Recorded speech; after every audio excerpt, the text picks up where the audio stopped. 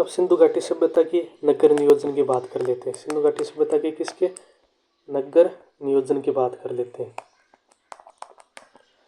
सिंधु घाटी सभ्यता एक नगरीय सभ्यता थी, तो इसमें नगर नियोजन तो देखने को मिलेगा ही।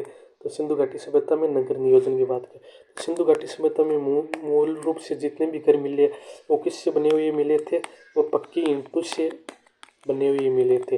पक्की ईंटों से घर बने हुए थे सिंधु घाटी सभ्यता के। और सिंधु घाटी सभ्यता में जो मुख्य रूप से जो घरों के दरवाजे थे वो मुख्य सड़कों पर न खुलकर मुख्य सड़कों पर न खुलकर घरों के पीछे खुलते थे। मुख्य सड़क पर न खुलकर घरों के पीछे खुलते थे सिंधु घाटी सभ्यता के दरवाजे। ठीक है, घरों के पीछे दरवाजे। और सिंधु घाटी सभ्यता से चौड़ी सड़कों के प्रमाण मिले हैं, जो कि कौन से सिंधु घाटी सभ्यता की एक स्थान है मोहनजोदड़ो। मोहनजोदड़ो सिंधु घाटी सभ्यता के मोहनजोदड़ो स्थान से हमें चौड़ी सड़कों के प्रमाण मिले। तो क्या मिले? चौड़ी सड़कों के प्रमाण। ठीक। और सिंधु घाटी सभ्यता में हमें ढकी हुई नालियों की साक्ष्य भी प्राप्त हुई है। सिंधु घाटी सभ्यता में हमें ढकी हुई नालियों के साक्ष्य भी प्राप्त हुई है। ढकी हुई नालियों के साक्ष्य।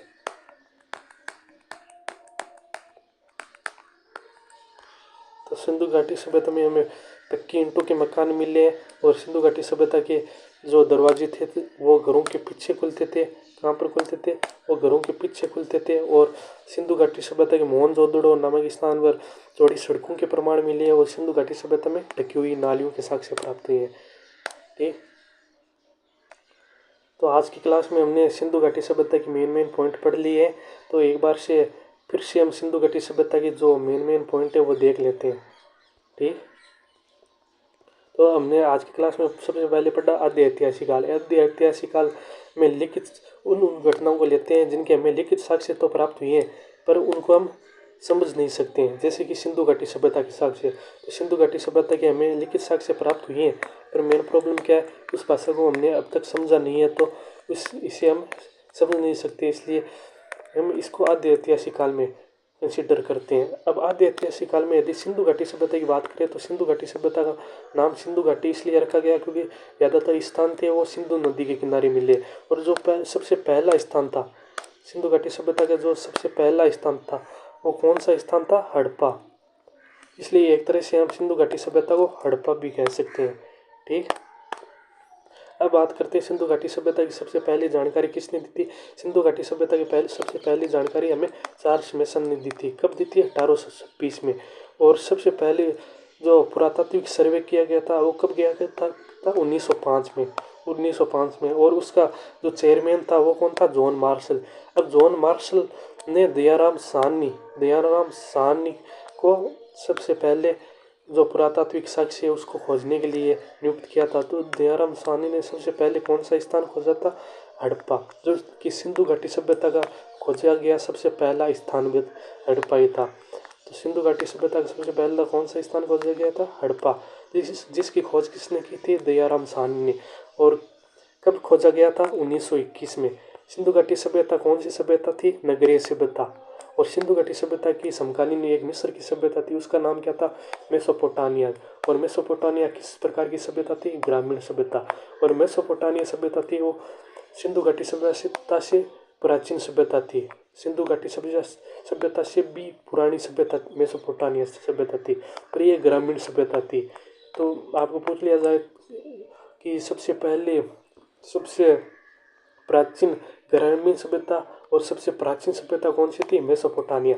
पर सबसे पहली नगरीय सभ्यता कौन सी थी? सबसे पहली नगरीय सभ्यता सिंधु घाटी सभ्यता थी। अब सिंधु घाटी सभ्यता के विस्तार की बात करें तो सिंधु घाटी सभ्यता वो उत्तर में मांदा से लेकर, जो कि कश्मीर में पड़ता है, उत्तर में मांदा से लेकर दक्षिण में दिमाबाद तक है, जो कि महाराष्ट्र में पड़ता है। और पश्चिम में सूत का गेंडोर से लेकर, जो कि अभी वर्तमान में बलूचिस्तान में है, जो पश्चिम में सूत का गेंडोर से लेकर पूर्व में आलमगीरपुर तक फैला हुआ है। और आलमगीरपुर वर्तमान में कहाँ पर है? उत्तर प्रदेश में। ठीक। तो इस प्रकार से इसका आकार क्या बन गया था? इसका आकार त्रिभुजाकार बन गया था। तो एक प्रकार से सिंधु घाटी सभ्यता का आकार कौन सा था? सिंधु घाटी सभ्यता का एक प्रकार से आकार क्या था? त्रिभुजाकार आकार था। ठीक। अब सिंधु घाटी सभ्यता में यदि समाधान की बात करें, समूह को दफनाने की प्रथा की बात करें, तो सिंधु घाटी सभ्यता में समूह कितने तीन मुख्य रूप से तीन प्रकार से दफनाया जाता था। एक तो पूर्ण संवदान, आंशिक संवदान और दाह संस्कार। आंशिक संवदान और दाह संस्कार। तो पूर्ण संवदान में जो मृतकों के शव थे उनको कब्र में पूर्ण रूप से दफनाया जाता था। पर आंशिक संवदान में क्या था? आंशिक संवदान में जो मृतकों का शव था उसको जंगल में पशु या पक्षियों के बीच में रख दिया जाता था, और जो बाद में हड्डियां बचती थी उनको कब्र में दफना दिया जाता था, वो आंशिक संवदान में। और दाह संस्कार में क्या प्रथा थी? दाह संस्कार में समूह को जलाया जाता था। अब सिंधु घाटी सभ्यता का जो समाज था वो कौन सा था? मातृ सत्तात्मक। मातृ सत्तात्मक मतलब महिलाओं की ज़्यादा चलती थी, महिलाओं की ज़्यादातर जो मुख्य रूप से शक्ति थी वो महिलाओं के पास थी सिंधु घाटी सभ्यता में, इसलिए सिंधु घाटी सभ्यता का समाज वो मातृ सत्तात्मक समाज था। ठीक।